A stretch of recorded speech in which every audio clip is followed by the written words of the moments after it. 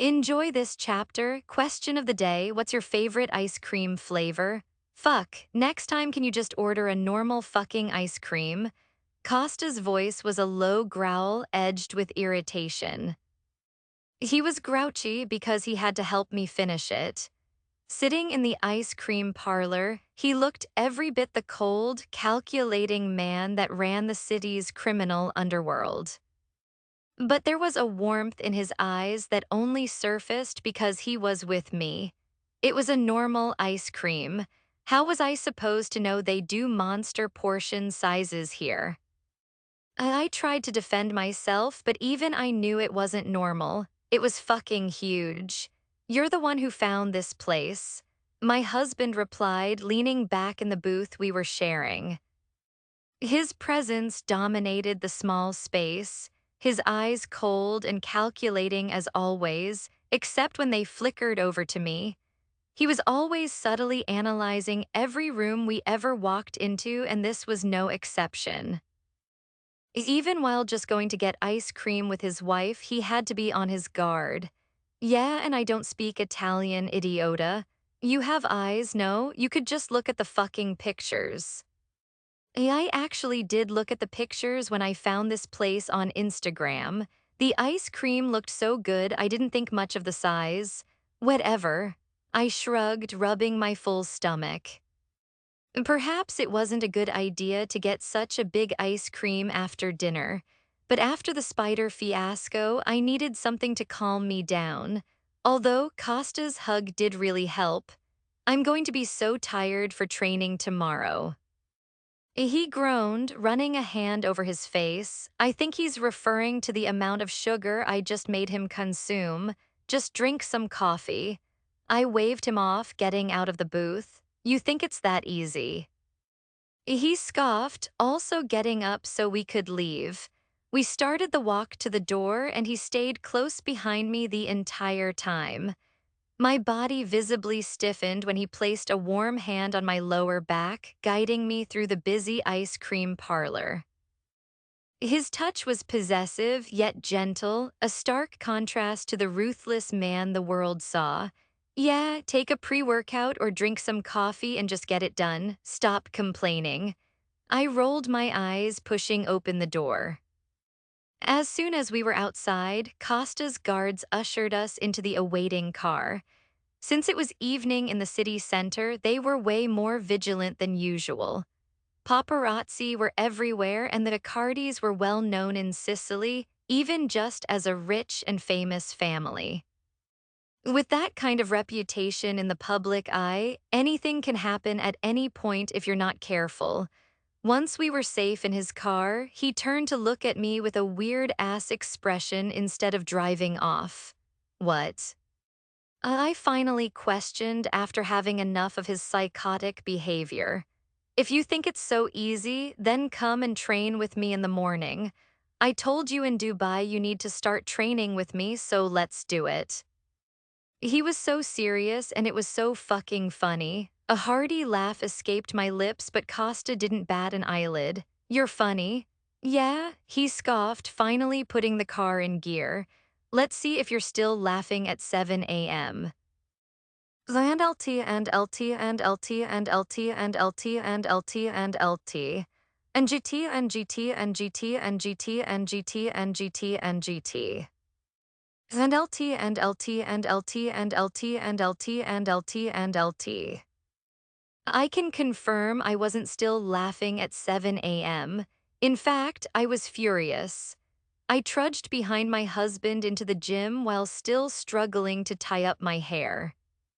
He barely gave me any time to get ready after he pretty much dragged me out of bed 10 minutes ago. Plus, I was extra tired because Costa kept me up for hours last night watching Netflix. We watched at least 4 episodes of my show after we got back from our ice cream adventure. You stupid, arrogant, obnoxious, why the fuck did you bring her? My grumbling was cut off by Rocco's annoyingly loud voice, which echoed around the gym. She's here to train with me. Costa muttered with finality, also in a sour mood. I could feel Rocco's stare burning into me while Tristano continued warming up next to him as if nothing abnormal was going on. I learned that particular morning that none of them were morning people, but all in different ways. Tristano was awake and there to train, so he didn't let any of the commotion get to him. Rocco was grouchy and therefore more infuriating than normal. I know it's hard to believe. My husband, on the other hand, well, he was more demanding and aggressive. Keep your fucking hands up. He shouted for the fifth time since we got in the ring. They're up, idiota. We'd been at this for ages, having the exact same conversation over and over again. They're not covering your face. If someone comes at you with a punch, you need to be able to block it. I already know that. I know you don't. He growled, ripping off the boxing gloves. If you fucking knew it already, I wouldn't be teaching you the basics like your family should have. Seriously, how incompetent are you fucking Greeks? He spat, disdain dripping from his tone. I also took off my gloves, tossing them on the floor next to his. I'd had enough of his attitude and the way he thought he could talk down to me because he was apparently training me. Don't speak to me like that, Costa. I took a threatening step towards him, narrowing my eyes. I could take you right now if I wanted to, then fucking do it. My husband also took a dangerous step towards me, glaring down at me. He lowered his voice, his expression challenging. I dare you. Those 3 words were all it took for me to launch myself at him. I was ready to scratch his eyes out like I'd been aching to do since the moment we met. As it turns out, I can be quite hot-headed in the mornings. Unfortunately, he was expecting exactly that. The moment I went forward to throw my first punch, he wrapped an arm around my waist. He spun me around, pulling my body flush against his front. His hold on my waist meant I wasn't able to pull away, so he was able to lean down, speaking into my ear. You're sloppy when you're angry. Rule number 1, don't let people play on your emotions. Screw you, I growled, elbowing him in the stomach. The action winded him enough to force him loosen his hold on my waist. I turned around, landing a perfectly timed punch to his jaw. Sadly for me, that was the only decent hit I landed, and it didn't even faze him. He grabbed both my wrists, walking me backwards until I was pressed against the ropes of the boxing ring. You need to try harder than that, he mused in a mocking tone.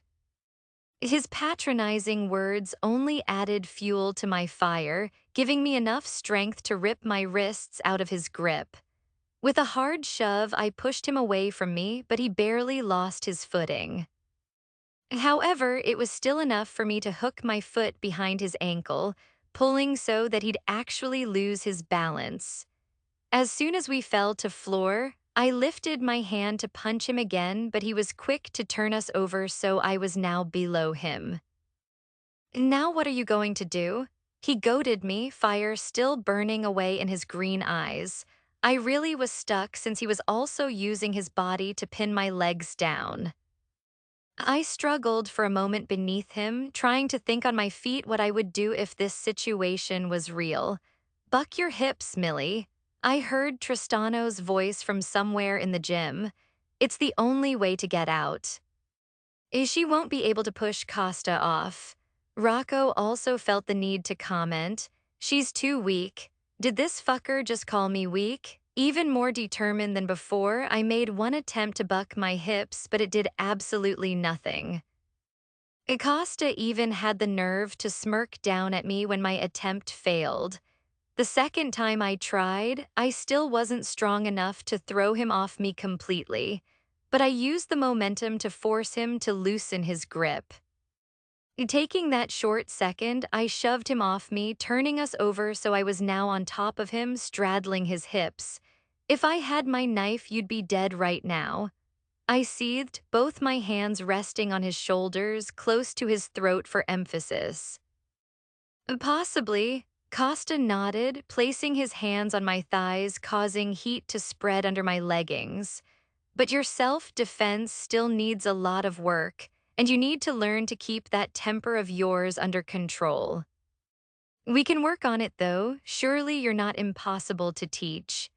You arrogant little, my well-planned insult was cut off when he suddenly sat up so our chests were now touching while I still straddled his hips.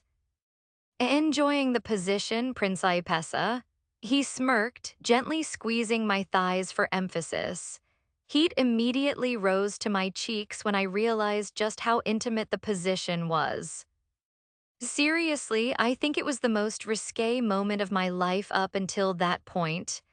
I quickly let go of his shoulders, making an attempt to get off his lap and put an end to my embarrassment. Let's not forget his brothers were still watching us from somewhere in the gym. However, Costantino had other plans. Instead of allowing me to scramble off his lap, he held my hips down against his. This is why you don't start something you can't finish, Millicent. He lowered his voice, his thick accent becoming even huskier as he leaned in closer. My body was stiff, completely under his spell. My hands were now gripping his well-built upper arms. I tell myself it was to keep my balance. Heat quickly rose to my cheeks and my hands became clammy. Let's not even mention the way my heart was racing in my chest. All of these reactions should have had me running for my life, but I didn't. I just let him keep me there on his lap without any kind of resistance. He was close enough that I could feel his breath on the exposed skin of my neck as he leaned in to whisper in my ear.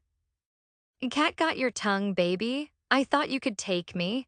His tone was soft and sensual with the slightest hint of teasing that I should have picked up on.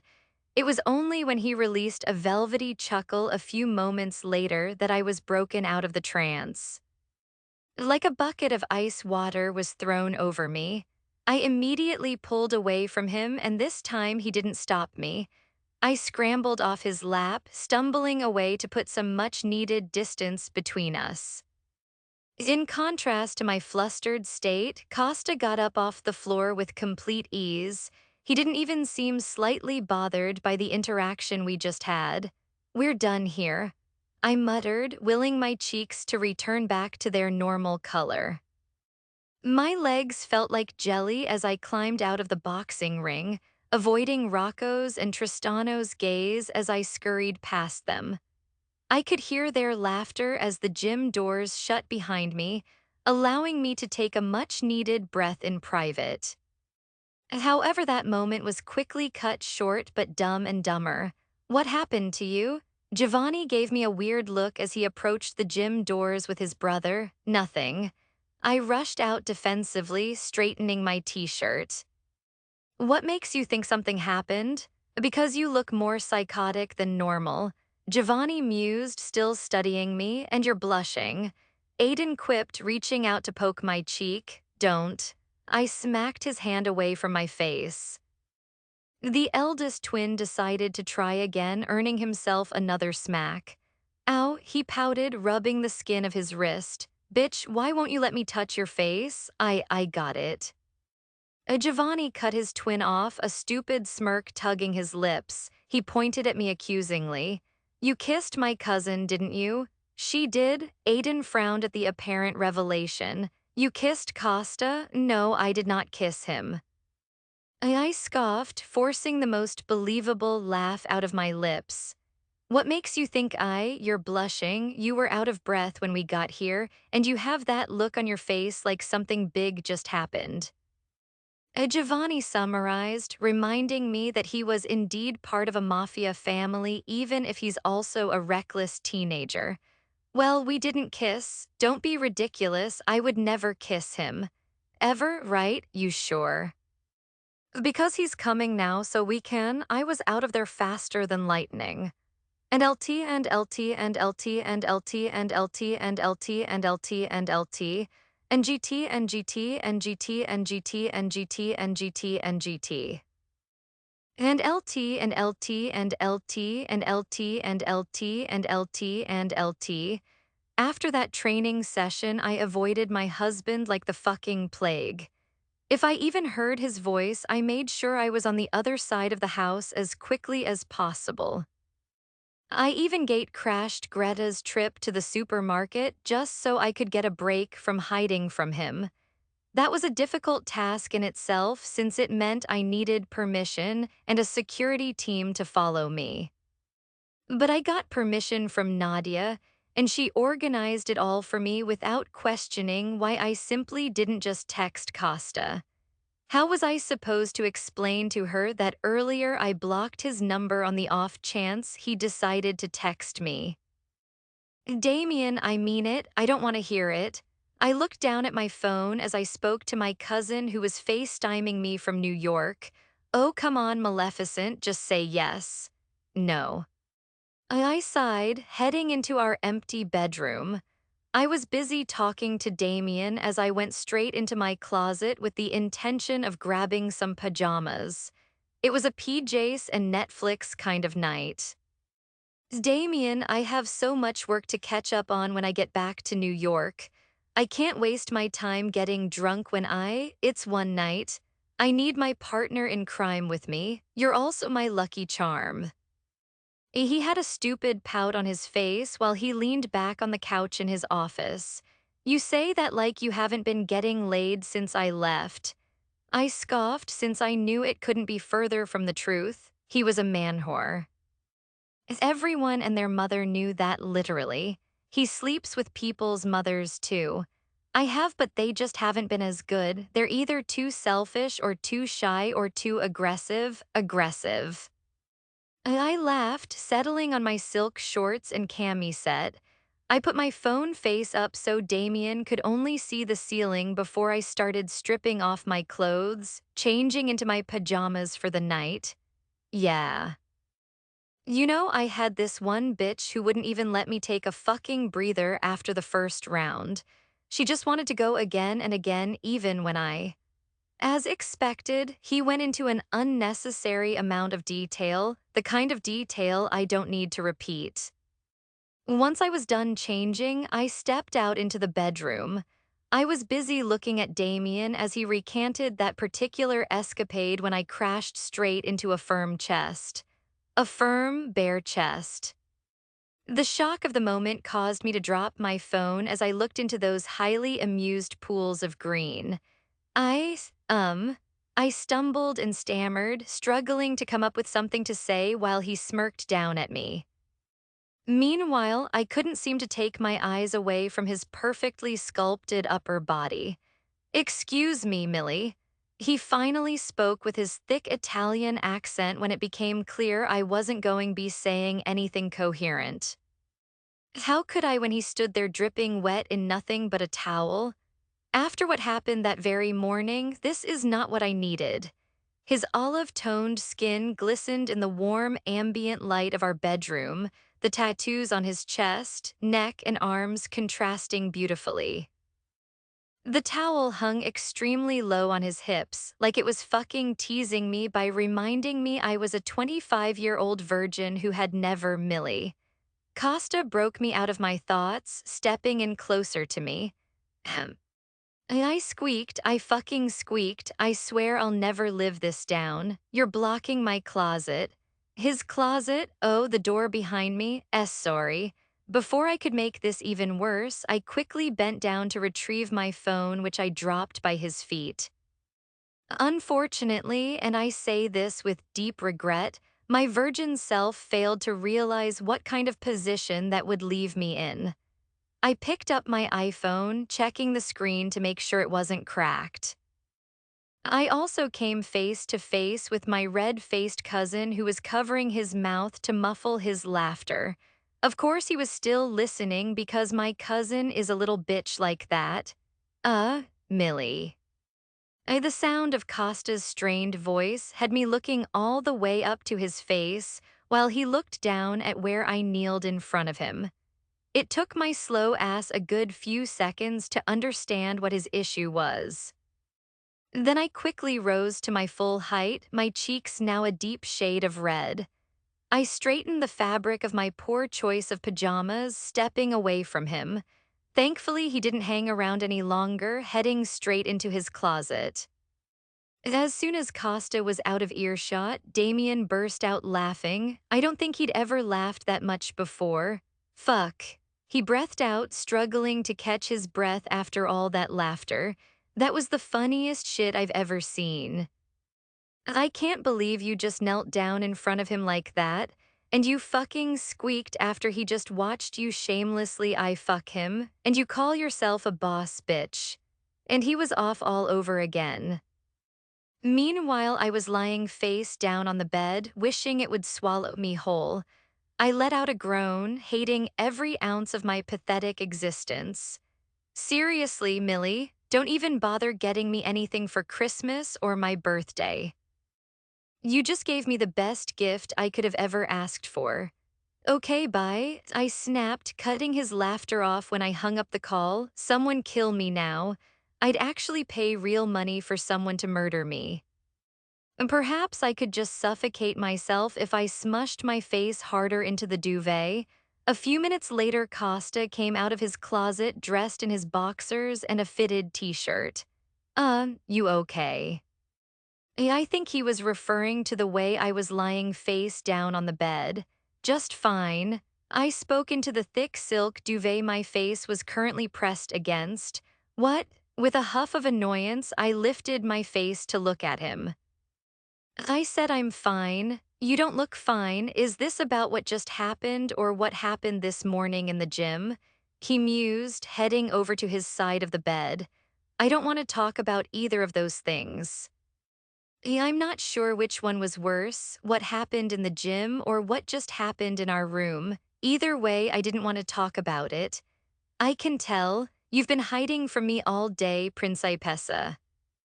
His soft laugh had me dangerously narrowing my eyes in his direction. That's because you were behaving totally inappropriately. Inappropriately? He scoffed at my choice of wording, still highly amused. Surely you can't have thought that was appropriate behavior. It was a training session and you made it all sexual. I scrunched up my nose at the thought of ever being like that with him. And that bothers you? He smirked. He was absolutely trying to goad me into saying something that would only make this day much worse for me. I've already decided to annually commemorate this as my worst day ever. I don't need any more reasons to do that. Yes. Now, from now on, you will maintain the unwritten boundaries we have established. No more sexual comments or calling me awkward names. Like baby, you don't like that? How about babe? Or you have no idea how badly I want to kill you right now. I growled out the words, itching to reach over to my nightstand to get my trusty knife. My husband released one of his intoxicating laughs, nodding his head.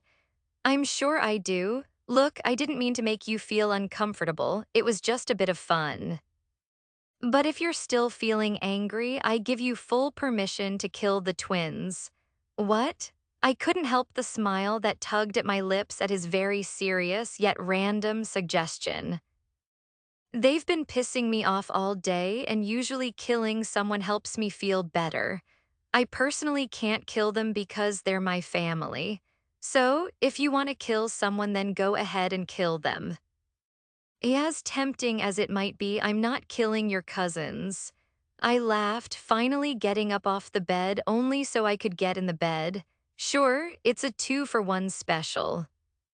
He grinned, pulling back the covers on the bed while I also went to my side. Well, if it's 2-for-1, should I consider it? You know, Giovanni stole my slice of cheesecake the other day. I caught him, but it was too late. He already licked it. I promised him I'd get him back for it. See, there you go. Take my gun and get them out of my life. I rolled my eyes as I got into the insanely comfortable bed, grabbing the remote which I always keep on my nightstand. Always my nightstand, never Costa's. Sorry, but I'm not doing your dirty work. Anyway, why are you back so early? You're usually working for another few hours. I watched him with a frown when he got in the bed next to me with a tired sigh. I'm tired as fuck after last night, so I just called it a day. Plus, it's earlier tonight so you won't complain that we're watching our show too late. Yes, he's calling it our fucking show. It wasn't meant to be our show. But here we fucking are. He's talking about Pretty Little Liars, by the way. Last night, he decided to join me when I chose to rewatch it for the third time after going for ice cream. He wouldn't stop complaining for the first two episodes and then he got hooked, just like Damien did. He then forced me to stay up and watch another two episodes with him until 2 a.m. That's why we were both so tired for our training session this morning. Well, hurry up and put it on then. He snapped, causing me to giggle at his sudden impatience. Okay, okay. Don't get your panties in a finish that fucking sentence and I'll slit your throat and let you bleed out right here all over the bedsheets. He wasn't joking, definitely not joking. Okay, sorry. I mumbled sheepishly, averting my gaze to the TV so I didn't have to look at his menacing glare any longer. For the next couple of hours, we lay in bed together watching PLL in the dark with only one side lamp on for some light. It was cozy, comfortable, and way more relaxing than I ever thought it could be with him. He asked occasional questions or commented on the stupidity of the characters way more than necessary. But every time he did, I'd end up giggling away listening to him shout and swear about their behavior. Our evenings were exactly the same for the following two nights before we flew back to New York, of course accompanied by his irritating family. The next day, I made plans to meet Zari for a drink after work. Since I went off script, so to speak, I had to alert my security team and Costa that I wasn't going to be heading straight home from the office. I also had to choose a bar in Sicilian territory in New York. Thankfully, that wasn't a hard task.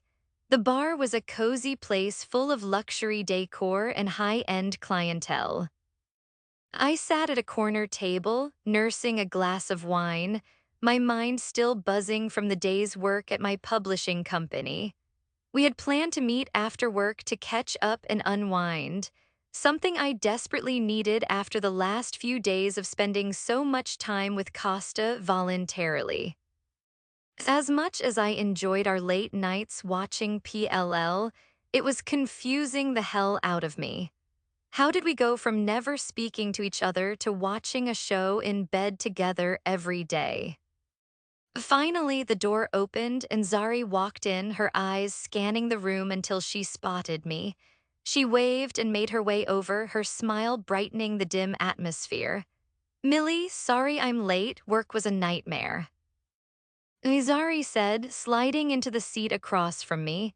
This stupid bitch forgot her credit card, so she had to wait for her rich-ass husband to come and pay for her clothes. It's okay. I replied, breathing out a laugh at her annoyance. I've been enjoying the quiet. How have you been? Zari sighed, flagging down a waiter to order a drink. Honestly, it's been crazy. Ryder and I are fighting more than ever, and work is just adding to the stress. You guys haven't sorted out your differences yet?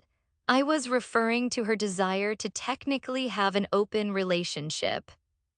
That was until they decided to be completely faithful to each other and settle down to get married. No, he's becoming more and more unhappy with the arrangement. If I ever tell him I've got plans with another guy, he just can't take it. I've even tried to set him up with some women just to get him off my back, but he won't let up. Maybe he's ready to settle down now. This arrangement might have worked before, but maybe he's just tired of seeing the woman he loves be with other men. Maybe, she sighed, or he just has this jealous streak. I mean, jealousy on a guy is hot, so I don't mind that, but now it's getting in the way of what I want to do. I nodded in understanding, although I really didn't agree with what she was saying, but it wasn't my place to comment. Well, it sounds like you needed this drink more than I do. I smiled, trying to lighten the mood. She laughed lightly. You're not wrong, so how's the publishing world treating you? Busy as always, I said, taking a sip of my wine, but I love it. We just signed a new author and I think her book is going to be a hit. That's amazing, Millie.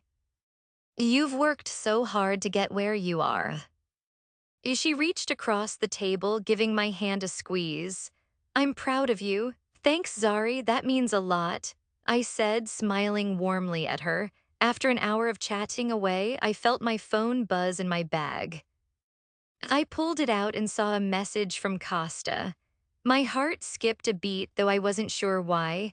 Husband, in the area, I'll pick you up. I swallowed nervously, glancing up at Zari while she poured herself another glass of wine. She didn't know about my life in the Mafia, the Greek or the Sicilian Mafia. She didn't know my marriage was arranged or that Costa and I hated each other. And she didn't know he was the man who I met on my birthday outside the club. Zari arrived just in time to stop me breaking my neck when Rocco shoved me. She wasn't as drunk as I was, and she did bring it up once afterwards just to check I was okay. So I know she would remember him. Acosta wasn't a man you could easily forget, even after drinking all night. Those green eyes were seared into my memory, and I recognized him instantly at the gala after he paid some actress to throw champagne on me. I guess they had to meet at some point since I didn't plan to stop being friends with her. Costa also didn't seem like he was dying anytime soon, and we weren't allowed to get divorced. So I texted back a quick acknowledgement, feeling a mix of surprise and nerves. It was unlike Costa to go out of his way, especially for me, but then he always had his own reasons for doing things. I just hope his impromptu appearance didn't come back to bite me in the ass. Everything okay? Zari asked, noticing my distraction. Yeah, it's Costa, he's picking me up, I replied, trying to sound casual. Oh, that's nice of him. She smiled, not picking up on my internal conflict. Obviously, she didn't know our marriage was completely fake. We continued our conversation, but I couldn't shake the feeling of anticipation or like something bad was coming. Even after the drinks I'd had, I was suddenly on edge. After about 20 minutes, I saw Costa walk in, flanked by Aiden and Giovanni. The atmosphere seemed to shift instantly, a tangible sense of authority and danger accompanying their presence. Acosta turned heads everywhere he went, and tonight was no different. He was the center of attention as he walked through the bar, analyzing every face he saw until his eyes found mine. He made his way over, his expression unreadable. Aiden and Giovanni followed closely, as usual, wearing mischievous grins. Millie, Costa greeted, his voice cool and commanding. He scanned my appearance, taking in my fitted black dress and the red Jimmy Choos he bought me in Dubai. His eyes met mine, recognition flashing in his green orbs. I can't believe he fell for that. I mean, sure, I was drunk, but not that drunk. Then he bought me both pairs like I thought he would. Next time I'm going for 3 pairs. Acosta, I replied, trying to hide my nerves. This is my friend Zari. Zari looked between us, her eyes widening slightly at the sight of Costa. I knew she recognized him from the night we met on my birthday. Just from the way her eyes snapped towards me and then back to my husband. Nice to meet you. She spoke softly after a short pause, extending a hand to be polite. Costa ignored her outstretched hand, his gaze flicking over her dismissively. Let's go, Millie. Zari's hand dropped, her face flushing with embarrassment. I felt a flash of anger at Costa's rudeness, but chose to address it later. I didn't need to make it any more awkward than it already was. Take care, Millie. Nice meeting you all. She included the twins in that, though her eyes lingered on Costa, her interest apparent. I brushed it off as nothing but confusion.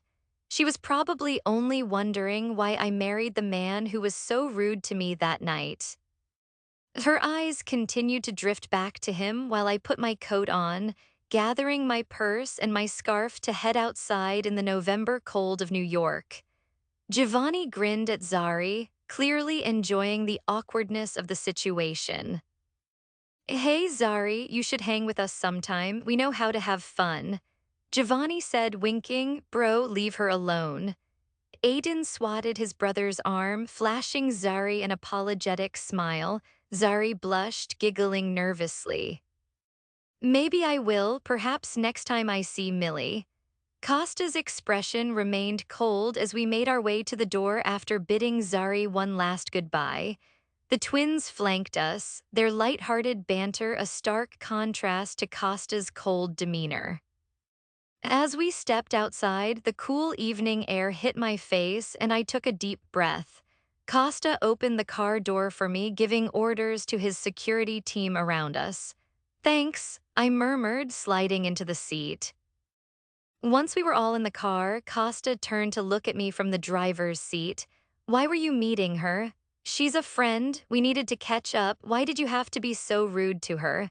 He shrugged, his expression unrepentant. I don't care for unnecessary pleasantries with people I don't know. That doesn't mean you have to be a dick, I snapped. She's my friend and she's going through a tough time. Is it anything I can help with? Our conversation was interrupted by Gio, who squeezed himself between the two front seats. No. I shoved his face away with my palm, causing him to grumble and Aiden to laugh in the back. Next time be a little nicer to her, Costa. My request had him sighing, almost like the conversation was boring to him. Please, she's my friend. He turned his head, his green eyes meeting mine in the darkness of the car. The lights from the street and the car allowed me to see the intensity in his gaze before he eventually nodded. Fine, I'll acknowledge her presence next time. I think that's as good as I'm going to get with him. Thoughts on this chapter?